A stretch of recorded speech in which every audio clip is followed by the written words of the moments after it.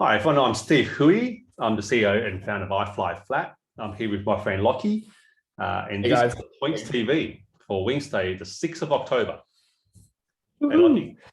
Hey, so much has happened this week. Once again, there's all this new news, and you guys have been smashing through your vaccine in New South Wales. I guess we're just behind you in Queensland.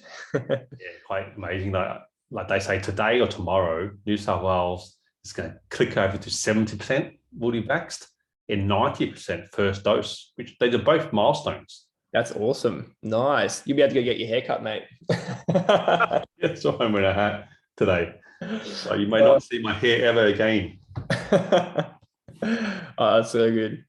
So what's that mean for any news with the change of the borders or? Yeah, I think a couple of things quite exciting I wanted to share. So last week we talked about Qantas bringing forward some flights to London and Los Angeles from the 14th of November.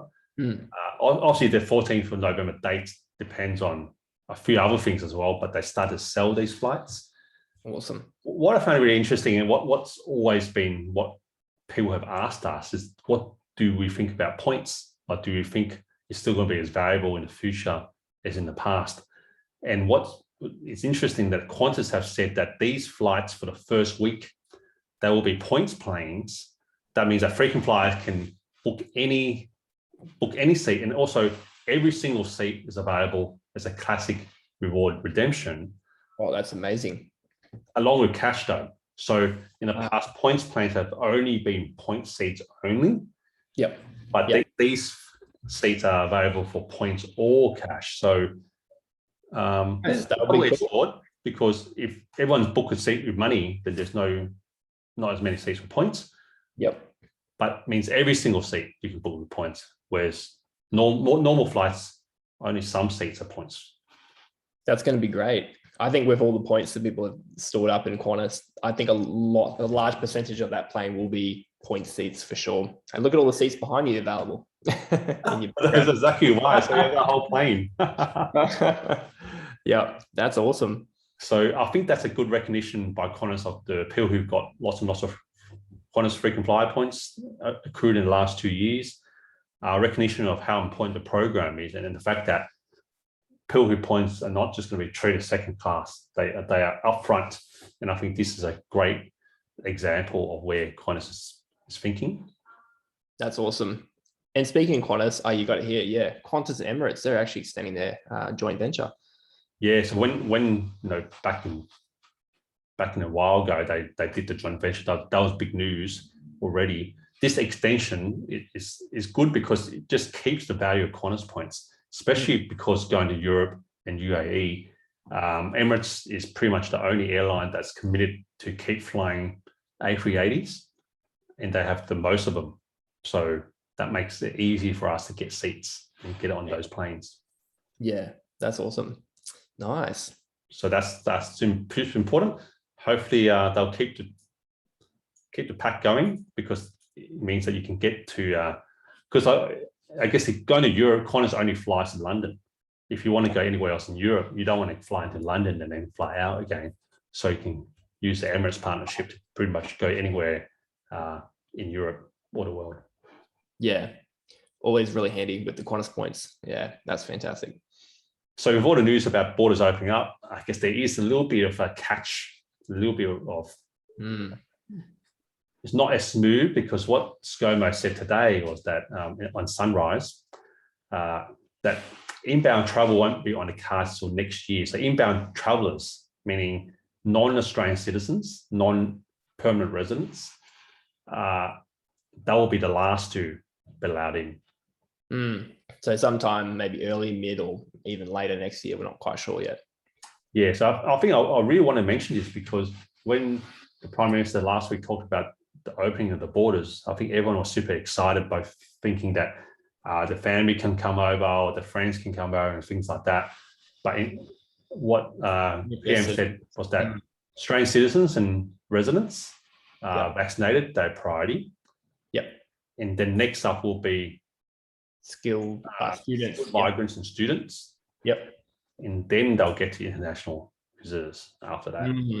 So perhaps the students may be early next year, because they'd want to get them in by March to that first semester of university, and then perhaps maybe anywhere up till even maybe mid next year for everyone else. We don't know yet. I guess we'll find out. But that seems like the logical order to take those steps.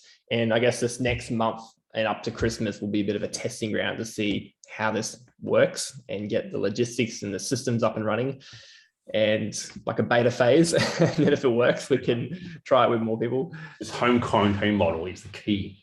Yeah. Like, obviously, we all have hopes that this home quarantine model works. But if this home quarantine model doesn't work, that's it. Everything gets stopped. Yeah. And that's still a big risk, because that means all the flights will get stopped. So it's not all rosy yet. Pretty complex. So the next year maybe of travel is going to be a bit touch and go, be a bit more patient, got to wait at the airport longer. Hopefully you're flying business class, you can be in the lounge. Hopefully. So that's why I want to cover this article that Matt Needham wrote for Carry On, which is his business. That's awesome. It covers a lot of different factors, because in the past, all you had to do is buy a ticket, go through security. Like, going through security was the toughest part of travel. You get on a plane and then just sweet. In a brand new world, though, there's going to be a lot more hurdles. So some things like different states. So we know that New South Wales will be the first cab off the rank and able to travel overseas. Different states, let's state that you're in, Lockie in Queensland. Different. Question mark. Don't know when you'll be allowed out. Different, yep. Northern Territory, Tasmania.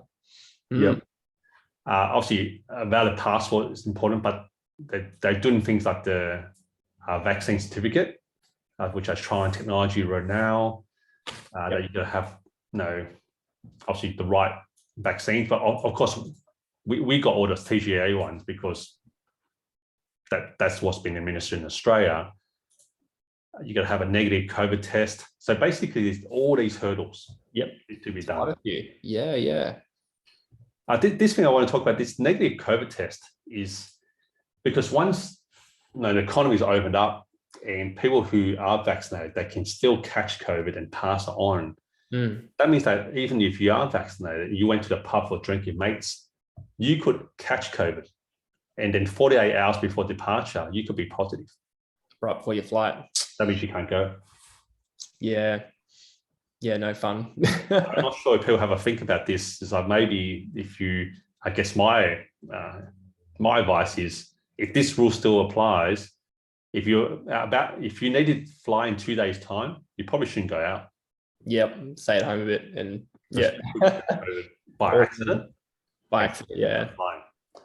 And then the question is, will insurance cover you in that scenario? I don't know. Question marks. So there's a whole bunch of question marks. Like, what destinations can you fly into? And then they can have a bunch of rules on their green lane. So I'll post this link on our And I imagine on the chat, I guess. I imagine the airlines aren't going to be fully responsible. You got to do your own homework, make sure you can actually rock up and arrive at a country. Yes. That face there, the guy that looks a bit like the insurance question, sums it up. Yeah, that's right. A lot of complexity. Well, some airlines do offer COVID insurance. I know Qantas does and Covermore does. So that's good. The COVID insurance does exist these days, but definitely read a PDS, because I'm sure it's not going to be easy. It's not super expensive though. So that's good. But I'm not sure. I haven't checked if credit card insurance covered COVID.